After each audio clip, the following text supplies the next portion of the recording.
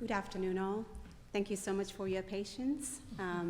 We are almost there. I'm the second last presenter. As Dr. Carl just introduced, I am Susan. I am from Occupational Therapy. I work in inpatient rehab in Methodist. So I'm not going into the details of the same patient we are discussing. The level of function that we are about to assess, but then before that, I just wanted to highlight from occupational therapy standpoint, some of the highlighted areas where he's a husband who is very, very active, led a very independent life, including mountain biking, going for regular workouts and yard work. He's retired, and he was very interested in doing woodwork as his leisure. So how important are the hand functions that we are about to talk about? OT assessment with the initial evaluation process included understanding the changes that was going through motor function, sensation, coordination, visual perception, cognition, and also the capacity to manage basic and instrumental activities of daily living. In terms of the impairments after the assessment that we came across with, where right upper extremity, which is his dominant side, was significantly impaired than the right lower extremity. Now talking about the right upper, the distal, forearm, wrist, and fingers were significantly impaired compared to proximal scapular area and shoulder area. Impaired strength, sensation, coordination, gross and fine motor hand functions, along with balance deficits were also noted. We ran a number of outcome measures during the initial assessment process to figure out what are the specific impairments that this patient presented with. As you can see here, with the initial assessment, the postural assessment scale to assess maintaining and changing the posture, Barthel Index and Rehab Care Tool, Section GG, which is a Medicare mandate for the reimbursement purposes of rehab. Both those ADL and the related mobility scores are also showing a significant difference and impairment. Functional reach testing, which kind of picks up on the balance challenges and the fall risk for the patient, and a hand dynamometer to check on the grip strength. And all these initial scores are actually demonstrating some significant impairments during the initial assessment range. Now, in a summary of the initial assessment, patient needed almost 25% or minimum assistance when it comes to functional transfers pertaining to ADL, which means getting on and off the commode or getting in and out of the shower. And this particular patient's case, getting in and out of the tub, because that's what he would be returning back to.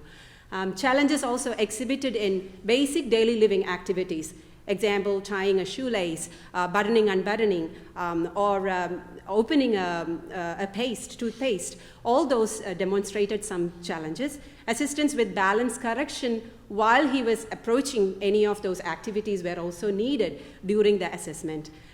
He also exhibited significant challenge in performing his instrumental activities of daily living, which included domestic task performance or any leisure activities, as we mentioned, the woodwork.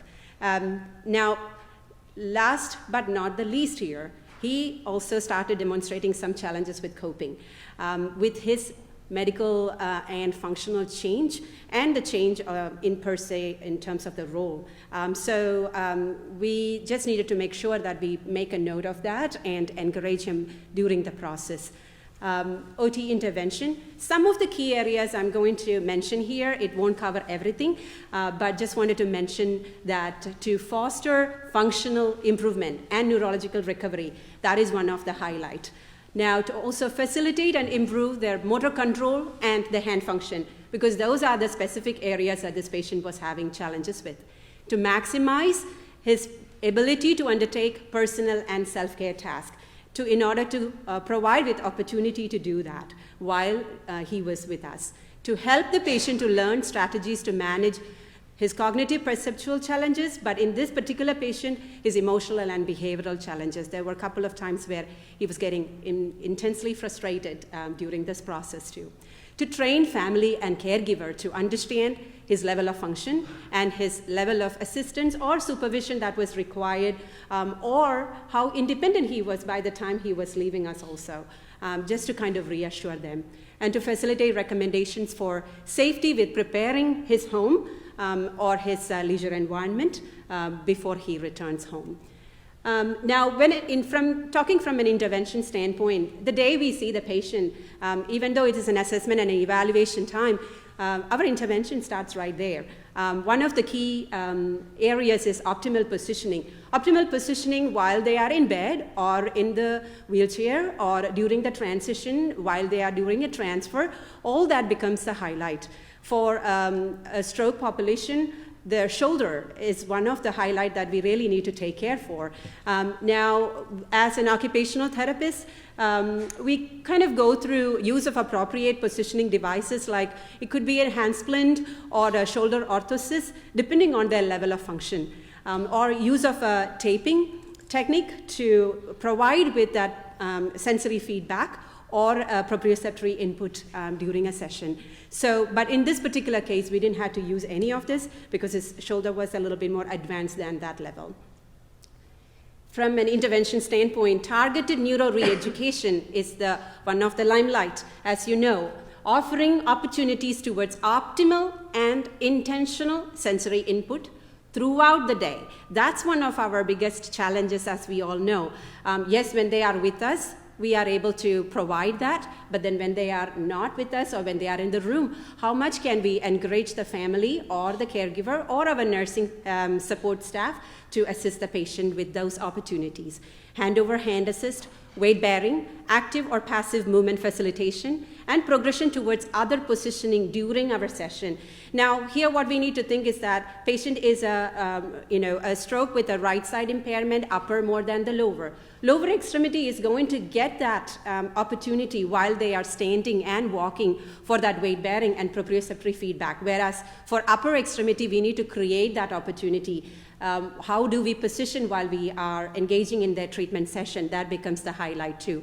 Along with that, we also use modalities including to stimulate multiple sensory system towards invoking motor response, in this case, functional electrical stimulation FES bike, towards maximizing the number of repetitions and the input that could be offered during the session. Other interventions includes use of impaired extremity to ADLs and mobility towards maximizing the opportunities. Now, this patient is very active. He also a little bit impulsive to the nature. So what I also see is that the minute we are letting him start doing an activity, of course that left side is going to come in and help him out, right? Because all he wants to do is to somehow get the task done without understanding what exactly are we trying to target there. So there were a couple of times that initially we cue, like through tactile or verbal cueing. When that doesn't work, that's when the constraint-induced movement therapy came into effect. Encouraging the patient to engage in that activity using the actual weak side to complete that task as much as possible while we are facilitating that motor output. Hand function training also included gross and fine motor tasks, tabletop activities, and a therapist and the patient's imagination is the limit to what we are able to accomplish when we have a very enthusiastic patient with us. Cognitive, perceptual, and visual retraining, along with the motor retraining, was also conducted using mirror therapy, use of bids, functional tasks like cooking or meal planning or shopping. All that were kind of introduced as part of our therapy session. As you can see here, this is like a small session with the use of bids where the patient is engaged in a standing task while reaching, forward reaching, lateral reaching, or specific target hit with the reaction time. I mean, as we kind of upgrade the task, that kind of go on with the specific reaction time stimulation too. And you could hear him possibly grunting there. My hands are off him, and so you can also see a ton of compensation coming into effect there. Similarly, here is another task that we utilized in terms of functional reach and standing. The similar activity was also upgraded towards after that. Engaging in the fluidity of movement, along with a dynamic standing balance where he will be stepping and doing that similar task, depending on how much he was progressing further. Tabletop activity included also handwriting. This was the first piece of handwriting that he trialed, where he was trying to actually write his initials down. He was pretty teary after that. Now, symmetrical and asymmetrical hand movements, bilateral and unilateral, depending on specific targeted games, were also conducted.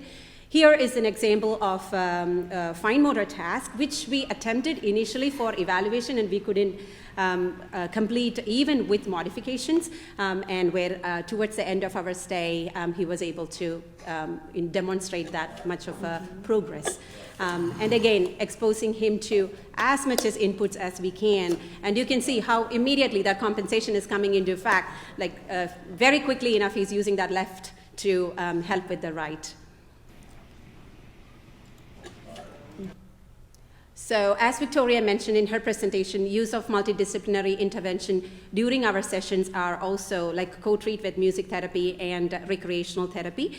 As you can see here, we can engage this patient into various different positions, seated, standing, or dynamic standing positions, also to facilitate their fine motor tasks too. As you can see how that's something that we really had challenge with was his opposition functions, which he slowly and gradually started gaining throughout towards the end of his stay here.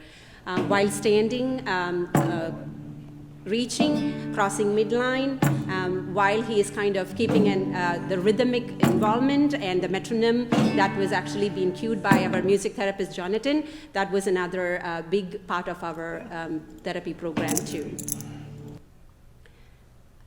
Now, with our therapeutic recreational specialist, Dawn, she organizes animal-assisted therapy on Fridays afternoon, not only for the patients, but also for the therapists. It's a great time. We just really, really enjoy working with our patients and the therapy dogs.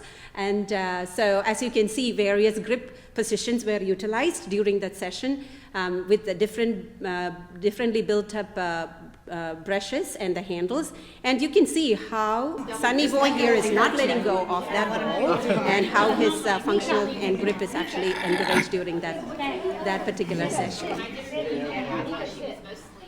He's not going to let go. And the same way with brushing while sitting and while standing, encouraging that fluidity of movement and the motor control. Just let go if he hurts you. I know. Too much fun. And as Victoria mentioned, you would have now heard me saying we and us throughout this presentation. And who are these we and us? Right here. Patient being the center of our treatment. All those who are around here, this is our core team. Now, as we said that, yes, this is a high-functioning patient for rehab, but most of the time, some of the stroke patients whom we get are also with a lot of other comorbidities and all the other challenges that they are going through.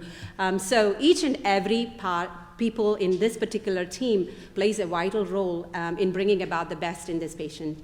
So we communicate with everyone as needed, and also we do like a team conference on a weekly basis. So when a patient comes to us, during that initial evaluation, we also determine what is the level of intensity of the program that they are able to tolerate.